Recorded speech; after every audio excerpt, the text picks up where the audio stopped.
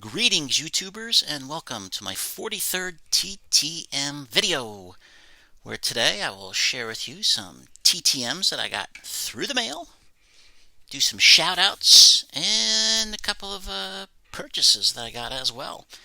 So, let's get down to business. I hope everybody's doing well, of course. Hope you've all been having a good time and a good week, good month. It's been slow here. Got to start putting out more videos. But it's just been slow through the whole TTM process. Losing a lot of great Hall of Famers already. Don Sutton, Hammer and Hank. Getting rough. But let's hopefully have some fun on this one.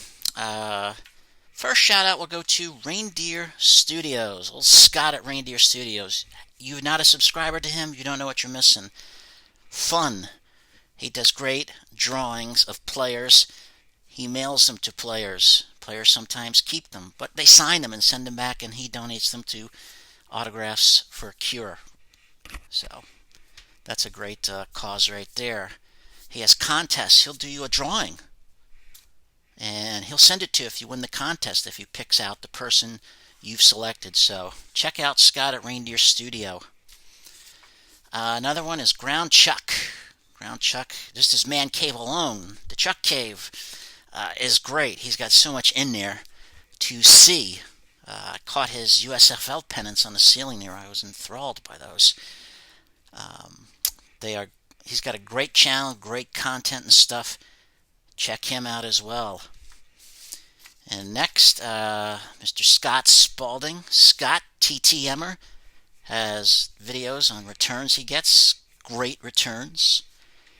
So check him out if you haven't already. And then last, but not least at all, is Tom BO901. It's a new channel I've gotten to. He doesn't have a ton of subscribers, but he does a lot of breaks, rips and stuff, cards. So check him out. He's got a good channel as well. And you can tell him Angry Old Man sent you, Ed sent you, or not. It's okay. I'm just trying to spread the community around, get everybody a little notice, because everybody should have a lot of subscribers, I think, because that's fun. That's what it's all about. Alright, first, I want to show everybody a package I got out of the blue. It was a surprise, and I can't thank this guy enough. It's, put that back out there, it's Mets Rule, Dan at Mets Rule. If you haven't seen his channel, God, he opens cards. He gets great TTMs. Guy's great channel. Love watching his videos. He sent a nice card for Christmas there. Very generous of him. And in the card, he said, Ed, just want to wish you and your family a happy holiday season and a healthy and fantastic 2021. Want to thank you for the great giveaways I received from you and, and all the shout-outs. Love the channel and your great returns. Hope you like the enclosed. God bless, and thanks again for all you do. Your pal, Dan Mets Rule. Well, did I like it? Are you kidding? Did I like it? I opened it up. It's this framed autograph card of Nolan Ryan. There's nothing not to like. This is fantastic. Thank you so much, Dan. I opened it up. I was like, whoa. Are you kidding me? This is great. Great. Nolan Ryan. My goodness, come on. The greatest pitchers of all time. Thank you so much for that. Mets Rule again. Check him out. He should be at least at 500 subscribers. Get him up there. He's in the ones. And the card area is dry around here. I managed to pick up this box of artifacts, Upper Deck. 2 bonus packs inside, and of course they got the French under it, so I'm not very good at French. So I don't know. It makes a sound, but I don't know what's in it. Hopefully something good. And this came in the mail. This I purchased the 1973 World Series program. This is the Oakland A's version. I have the Mets version, which has Yogi Berra on the cover, but I did not have one for the A's, and this looks really good with those colorful uniforms. You got Catfish on there. You got Raleigh with the mustache right over there. Get it out of the light. Dick Williams, Up top, you got Reggie sliding into second, I believe. There's Bert Campaneras, Gene Tennis, and Joe Rudy going on the wall there for a catch. So, nice addition to the old World Series collection. And we'll start off. I got the dreaded RTS. Yes, it's been a while, so I figured this one's been out for about 3.5 months. I was going to get one, and I did. And that was from, like everybody else, Mr. Ed Too Tall Jones. I had his 1976 card blown up. I thought I might get under when I started hearing people get that note. I thought I might have squeezed in, but apparently not. And of course, I got the famous card, asking for money. $10 for cards. I guess he wants $20 for the picture and the flat. And mini helmets is a good deal. $25. That's pretty good for a mini helmet. So I don't know. May try to send it back to him. May not. All right, let's get down to the four. I got 4 TTMs, if I can count. First one came from Georgia. Took 21 days. There was no fee with this one. He signed both the baseball cards I sent. Former Atlanta Brave, Mr. Glenn Hubbard. He also signed this team-issued card I got back in the 80s when I was a kid. Back then, I wrote all these teams. Usually the teams that were really bad back then sent some of the best stuff, and the Braves were not very good in the mid-'80s. And they sent this stack of cards for all the players in the team. And I figured, well, let's get some of them signed, and I did. So thank you, Mr. Hubbard. Glenn D. Hubbard was born on September 25th, 1957 at Hahn Air Force Base in what was then West Germany. He's 63. His father was in the United States Air Force, so they did move around quite a bit. He was selected in 1975's Major League Draft in the 20th round by the Atlanta Braves. He would make his Major League debut on July 14th, 1978, and play in the majors until July 29th, 1989. He played mostly with the Atlanta Braves from 1978 to 87, and then with the Oakland A's from 1988 to 89. His first Major League homer came on September 23rd, 1978. His best season was in 1983.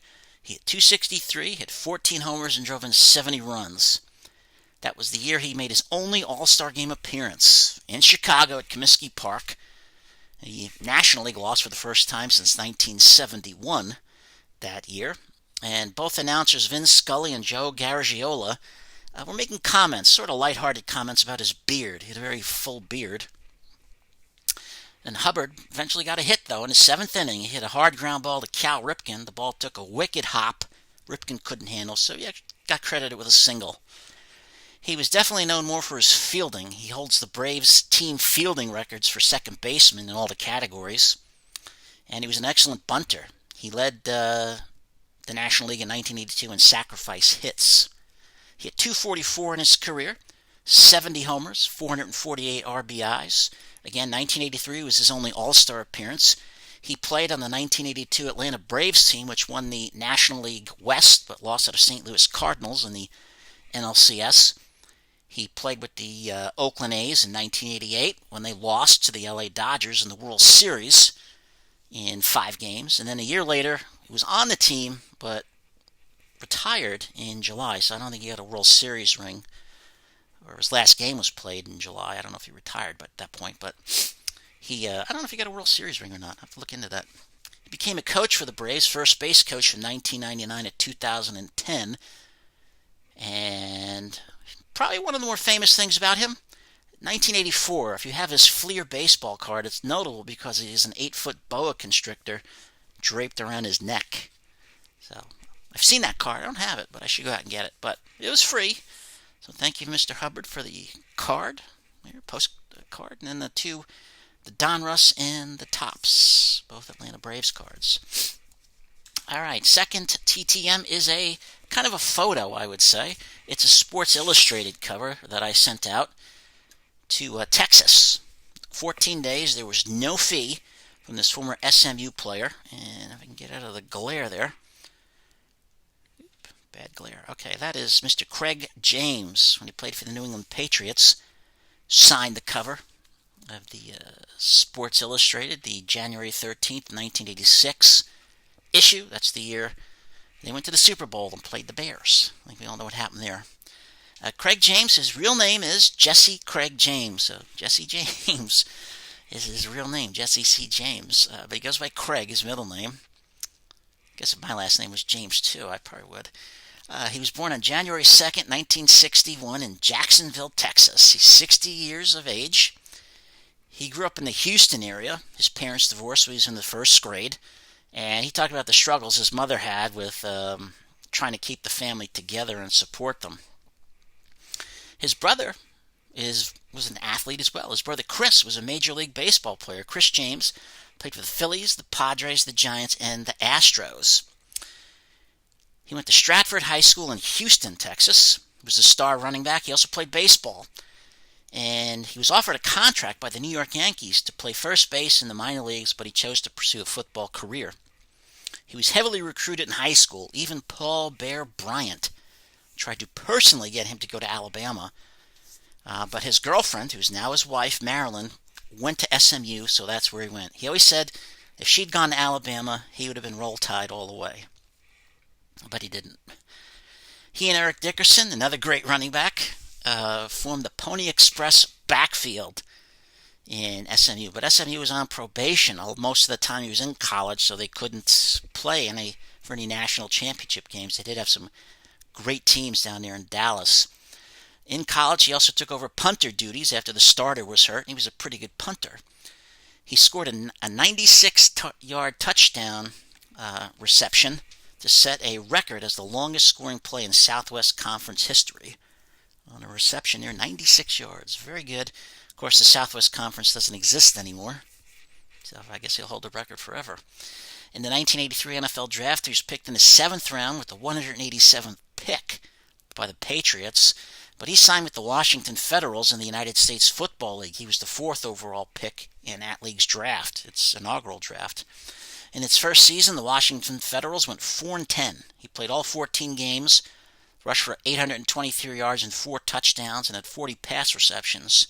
In 1984, he suffered a knee injury, was placed on injured reserve, and a week later, the Washington Federals, who were cash-strapped, released him. He eventually signed with the Patriots. His former SMU coach, Ron Meyer, was the head coach in New England at that time. In 1985, he rushed for 1,227 yards. He was the last Patriot to rush for 1,000 yards until Peyton Hills did it in 2010. He had a lot of shoulder and knee problems in his career, which ended his career early. He did play, as I said, for the Federals and then the New England Patriots from 1984 to 1988.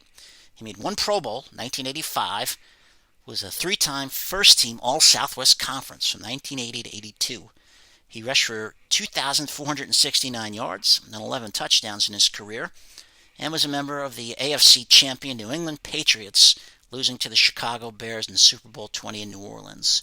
After his career was over, he became a broadcaster, and he also ran for the United States Senate in Texas, finishing 4th in the primary. So, sent it to him there. Mr. James came through. Nice signature there. God bless Craig James, number 32. And he also was kind enough to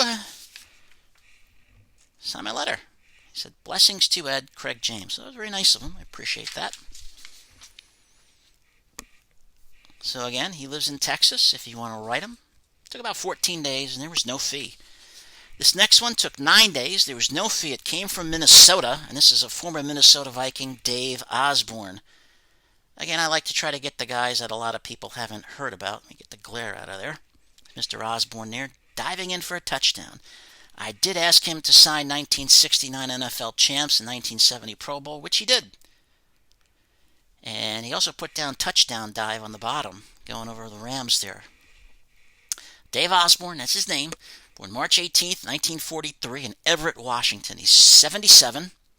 He attended the University of North Dakota.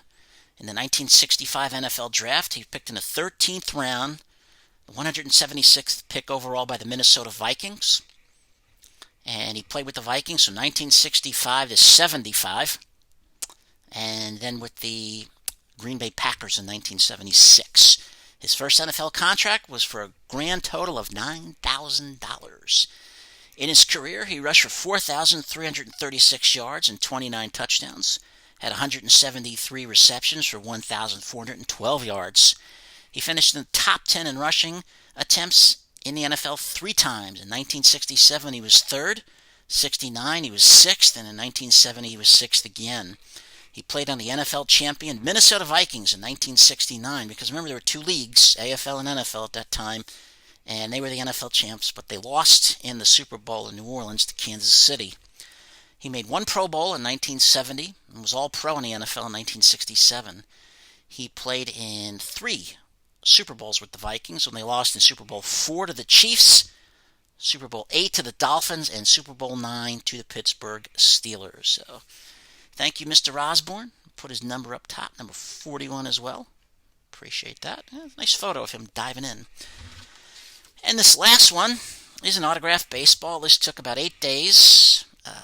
From Arizona, I contributed $5. It's from a pitcher who gave up probably one of the most famous home runs in World Series history, and that is Mr. Pat Darcy. Get that off there. I should touch them. I did ask him to put 1975 World Series champs, but he didn't. He signed it. His signature a little sloppy there, but not too bad. So, for $5, that's pretty good. Patrick Leonard Darcy, better known as Pat, was born on May 12th, 1950 in Troy, Ohio. He's 70. He grew up in Tucson, Arizona. His family moved there when he was fairly young and attended Mesa Community College when in 1969 he was signed as an amateur free agent by the Houston Astros. He remained in the Astros organization until 1974 when he was traded to the Cincinnati Reds organization for infielder Dennis Menke. His career lasted from 1974 to 76, all with the Reds. But the most famous home run he gave was on October 21st, 1975, or in the early morning hours of the 22nd. It was the 12th inning of World Series game number 6. Pat Darcy had retired the previous 6 batters, and in the bottom of the 12th, he threw a sinker to Carlton Fisk, who clocked it, and he, the famous photo of him saying, "Stay fair, stay fair," hit the pole, and the Red Sox won Game 6 to force a Game 7 the next day on Wednesday. In 1976, after 11 appearances and a 6.23 ERA, he was demoted to the Indianapolis Indians, their farm team, and he never pitched in the majors again. He finished with 14 wins and 6 losses in his career, a 4.15 ERA and 75 strikeouts, and again, he was on the 1975 World Series champs. After baseball, he earned a degree at the University of Arizona. He hosted various local radio sports talk shows in Arizona and even ran for mayor at Tucson twice.